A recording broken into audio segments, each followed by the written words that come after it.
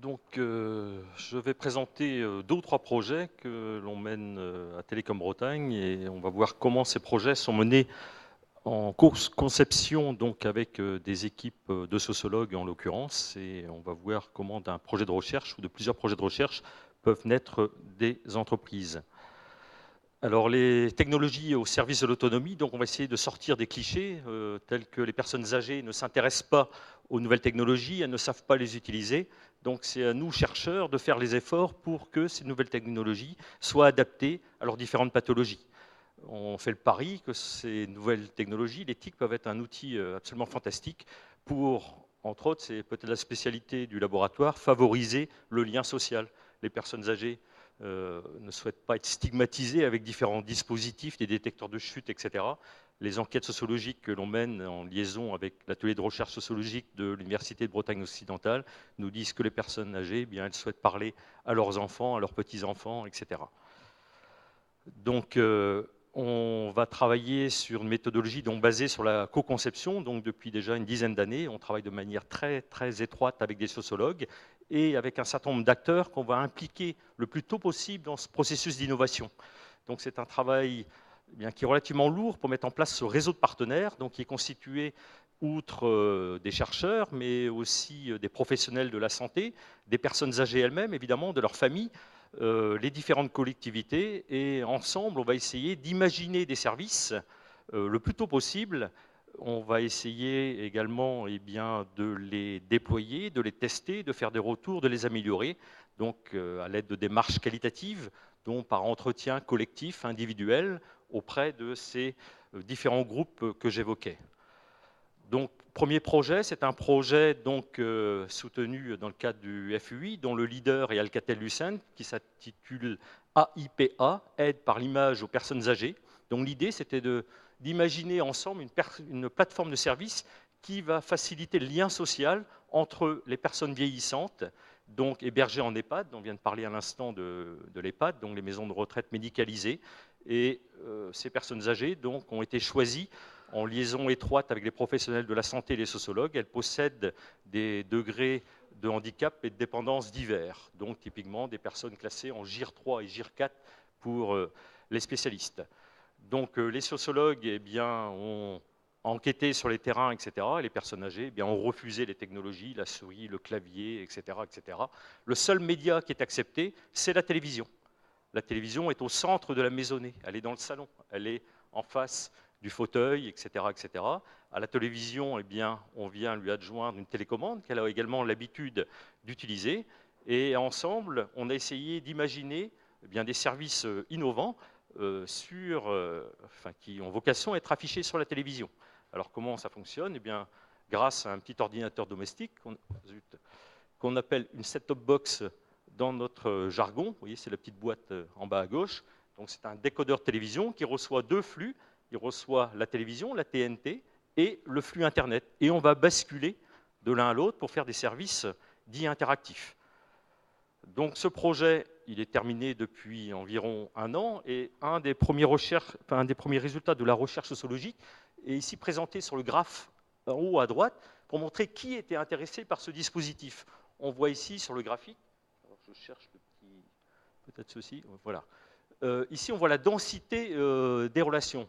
Une personne âgée ici, vous voyez, un groupe de personnes qui ont un réseau professionnel relativement dense, c'est-à-dire que l'infirmière, par exemple, va rendre visite à ces personnes tous les jours, le médecin une fois par semaine, les enfants passent les voir également tous les jours, et on voit que ces personnes ne sont pas intéressées par un tel dispositif parce qu'elles ont suffisamment de relations.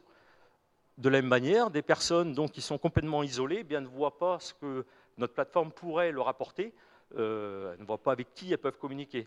Donc les personnes intéressées par notre plateforme sont des gens qui sont dans une configuration un petit peu moyenne, qui effectivement trouvent un intérêt à augmenter leur tissu relationnel.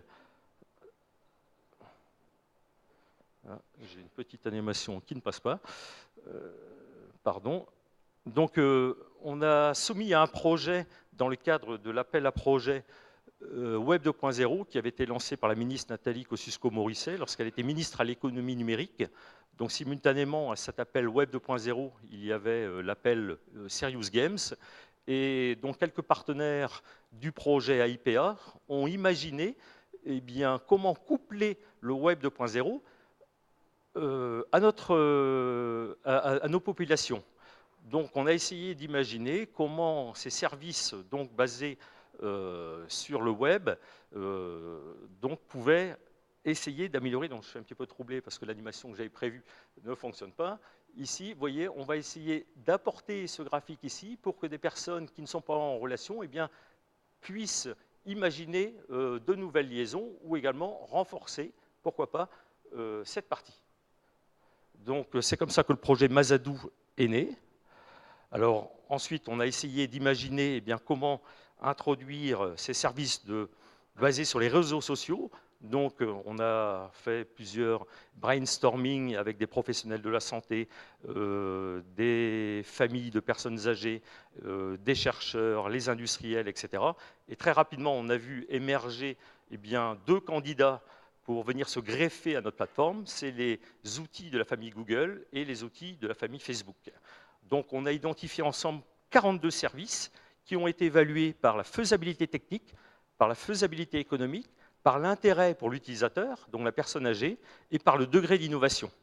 Donc on a, à partir de ces grilles, dont vous avez une toute petite partie ici à droite, on a déterminé une priorité dans la réalisation, et le choix donc lourd de conséquences qui a été fait, c'est le choix de Facebook. Donc on a réalisé cette connexion entre le plus célèbre des réseaux sociaux, donc 700 millions d'utilisateurs actuellement, et notre plateforme. Vous voyez ici un exemple du fil d'actualité de la personne. Je ne comprends pas pourquoi je ne reçois que la moitié de mes diapos systématiquement. J'ai des animations, alors je vais essayer par ici. Non, ça ne marche pas mieux non plus. Vous voyez, je dois voir apparaître une petite télécommande. Non, c'est pas très grave. Je vais essayer de m'adapter.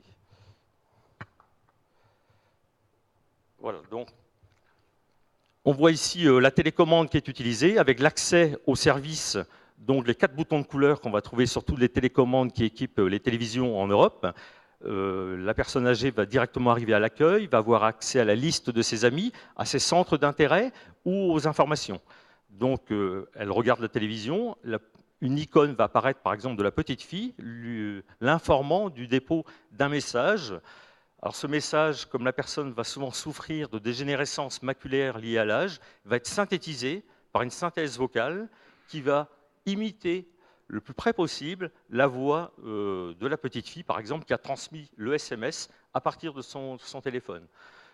Dans le projet antérieur, les personnes recevaient surtout de l'information, et là, on a voulu les rendre actrices du projet. Elles peuvent répondre à des messages, elles peuvent commenter le j'aime de Facebook, réagir à des photos. Comment? En couplant le téléphone à notre plateforme. En appuyant, par exemple, sur la touche étoile de la télécommande, elles vont commenter l'image. L'appui sur cette touche va faire sonner le téléphone. Elles sont invitées avec un message vocal à venir commenter la photo.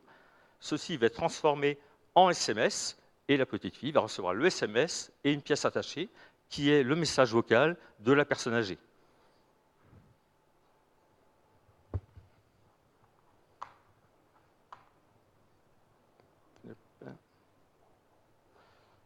Alors on va peut-être repasser en mode... comment ça se fait que je ne m'y retrouve pas? On va repasser en mode plein écran. C'est sur ce bouton, vous appuyez. On aurait dû faire l'essai. Très bien. Donc, rapidement, la synthèse, ce dispositif a été déployé dans 2 EHPAD, une à Brest et une à Lannion. Donc 5 à 6 personnes âgées par EHPAD testent le dispositif depuis un petit peu plus d'1 an. Chacune des personnes âgées est en liaison avec 2 ou 3 membres de sa famille, donc pour vous montrer un petit peu une idée du corpus des utilisateurs. Donc je ne vais pas paraphraser ici les avantages, les inconvénients des différents dispositifs. Donc il y a eu de fortes réticences, par exemple, de la part de certaines personnes de l'entourage à l'utilisation de Facebook. Donc on a fait des formations sur le terrain pour apprendre à gérer, par exemple, les paramètres de confidentialité de Facebook, pour éviter bien certaines dérives que l'on voit apparaître. Alors, pour conclure, ces travaux ont retenu l'attention de l'ANR. Donc les projets précédents étaient financés via les collectivités bretonnes, via les pôles images et réseaux et via les FUI. Ces projets ont été lauréats du dernier ANR Émergence et ont vocation à être transférés vers une start-up qui est hébergée dans l'incubateur de Télécom Bretagne.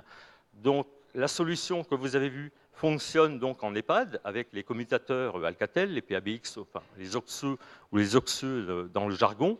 Et l'idée des nouveaux travaux, c'est de porter cette solution qui fonctionne donc au sein de la maison médicalisée vers le domicile.